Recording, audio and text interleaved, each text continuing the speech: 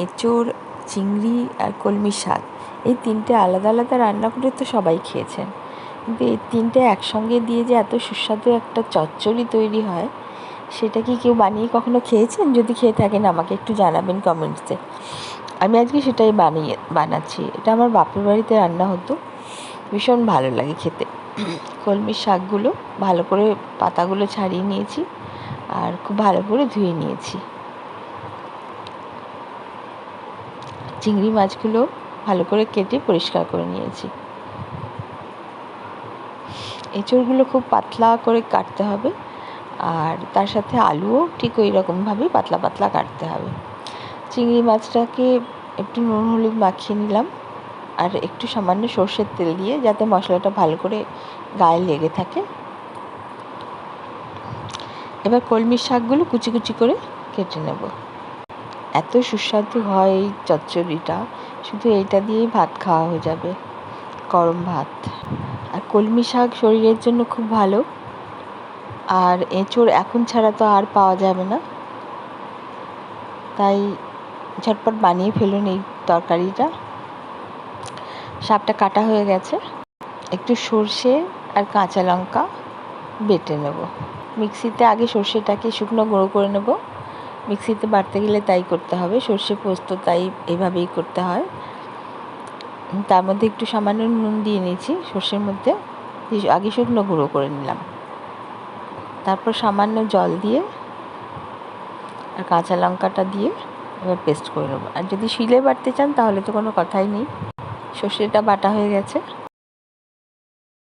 কড়াইতে সর্ষের তেল দেব।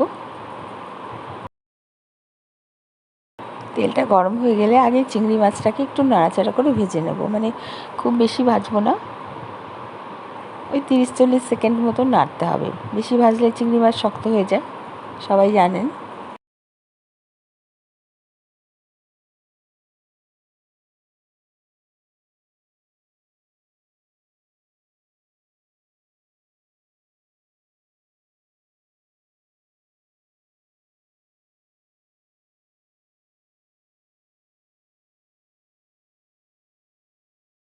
এবার ওই ভাজার তেলেই শুকনো লঙ্কা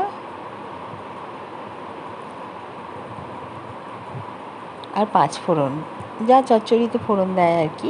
খুব সিম্পল রান্না, কোনো মশলা বিশেষ লাগে না, চচ্চড়ি যেরকমভাবে রান্না করে, কিন্তু স্বাদে অতুলনীয়।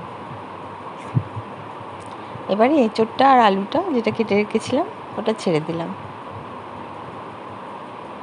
কারণ এটা সেদ্ধ হতে সময় লাগবে, সেজন্য এটা আগে দিতে হবে, শাকটা পরে দেব। ব্যাস একটু নাড়াচাড়া করে নিয়ে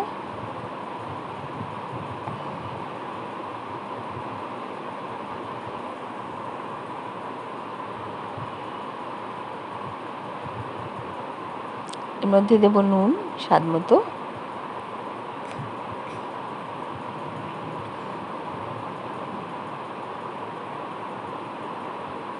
হলুদ,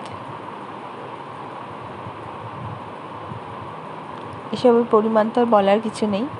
সামান্য একটু কাশ্মীরি লঙ্কার গুঁড়ো দিলাম। লঙ্কাটা বেটেছি, কাঁচা লঙ্কা বেটেছি সর্ষের সঙ্গে, সেজন্য ঝালটা যে যেমন খাবেন সেই হিসেবে দেবেন। আর কাশ্মীরি লঙ্কায় ঝাল হয় না, শুধু একটু সামান্য কালারের হেরফের হয়।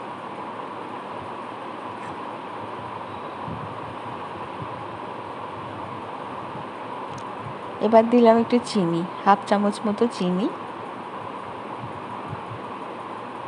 এটা অবশ্যই দেবেন, না হলে স্বাদের কিন্তু পার্থক্য বোঝা যাবে। স্বাদটা এটা এনহ্যান্স করে, চিনিটা মিষ্টি করে না। অনেক অবাঙালি বন্ধুবান্ধব আমার ভাবে আমরা চিনি দিয়ে রান্না করি, হয়তো মিষ্টি মিষ্টি রান্না খাই, কিন্তু সেটা একদমই নয়। চিনিটা দিলে খাবারের স্বাদটাই বেড়ে যায়। এটা ঢেকে ঢেকে কম আঁচে রান্না করব।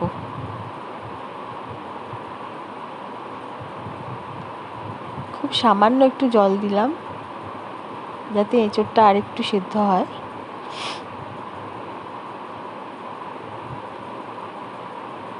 আমার বেশ ঠান্ডা লেগে গেছে, এই গলার আওয়াজটা এরকম অসুবিধা হচ্ছে বলতে কথা।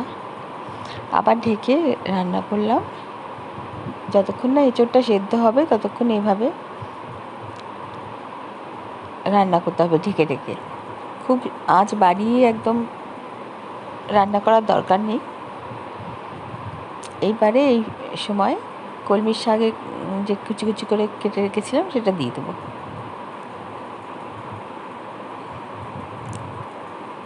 আর চিংড়ি মাছটাও ভেজে রেখেছিলাম যেটা, সেটাও দিয়ে দেবো। এইবার এটাকে সমানে নাড়তে হবে।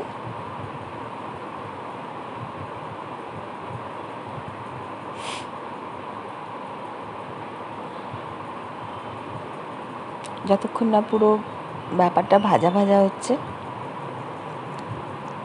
সর্ষেটা যেটা বেটেছিলাম সেটা এই সময় দিয়ে দেবো।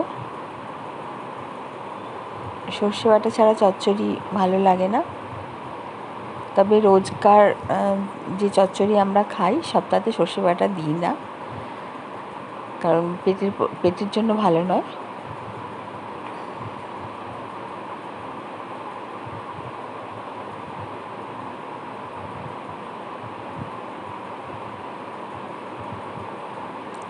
অনেকটা শুকিয়ে এসছে, কলমি শাকটা অনেকটা রান্না হয়ে এসছে।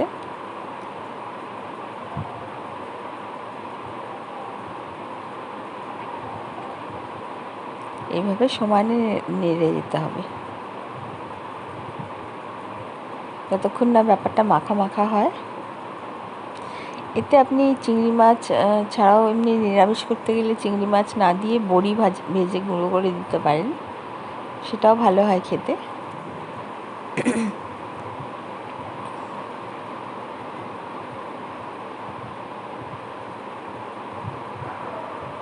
কলমি শাক একটু কম হয়ে গেছে আমার, আর একটু বেশি দিলেও ভালো হয়। শাকটা খেতে আমার খুব ভালো লাগে। আপনারা কে কে শাক খেতে পছন্দ করেন বলবেন, আমাকে জানাবেন, ভালো লাগবে। কমেন্ট করবেন, পড়তে ভালো লাগে।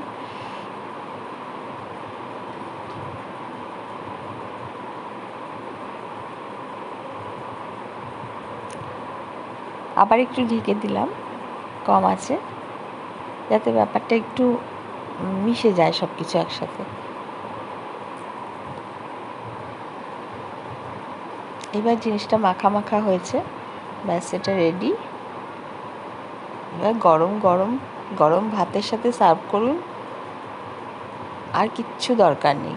দারুণ টেস্ট হয়, খুব সহজ রান্না করা। কেমন লাগলো ভিডিওটা অবশ্যই জানাবেন। ভালো থাকবেন, সুস্থ থাকবেন, আর আরও নতুন ভিডিও পাওয়ার জন্য দেখতে থাকুন, আমার চ্যানেলটাকে সাবস্ক্রাইব করুন, সঙ্গে থাকবেন।